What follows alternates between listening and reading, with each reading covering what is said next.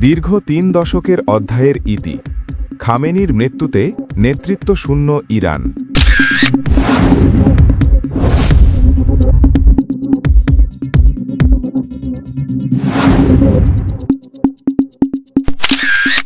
ইরানের সর্বোচ্চ ধর্মীয় ও রাজনৈতিক নেতা আয়াতুল্লাহ আলী খামেনি এর মৃত্যুতে দেশজুড়ে গভীর শোকের ছায়া নেমে এসেছে।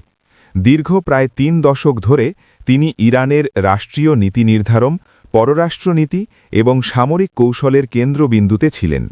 তার প্রস্থান শুধু একটি নেতৃত্বের অবসান নয়, বরং মধ্যপ্রাচ্যের ভূ-রাজনীতিতে নতুন অনিশ্চয়তার সূচনা বলেও মনে করছেন বিশ্লেষকরা। রাজধানী তেহরান সহ বিভিন্ন শহরে রাষ্ট্রীয় শোক ঘোষণা করা হয়েছে।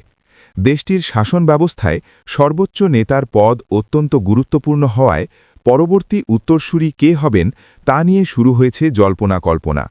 সংবিধান অনুযায়ী বিশেষজ্ঞ পরিষদ নতুন নেতা নির্বাচনের প্রক্রিয়া শুরু করবে বলে জানা গেছে। বিশ্লেষকদের মতে খামেনির দীর্ঘ শাসনামলে ইরান আন্তর্জাতিক অঙ্গলে যেমন প্রভাব বিস্তার করেছে, তেমনি অভ্যন্তরীণ রাজনীতিতেও শক্ত নিয়ন্ত্রণ বজায় রেখেছে। তার মৃত্যুর ফলে দেশটির রাজনৈতিক ভারসাম্যে পরিবর্তন আসতে পারে এবং আন্তর্জাতিক সম্পর্কেও নতুন সমীকরণ তৈরি হতে পারে।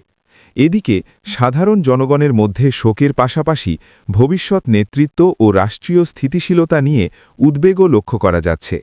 এখন সবার দৃষ্টি ইরানের পরবর্তী সর্বোচ্চ নেতার দিকে।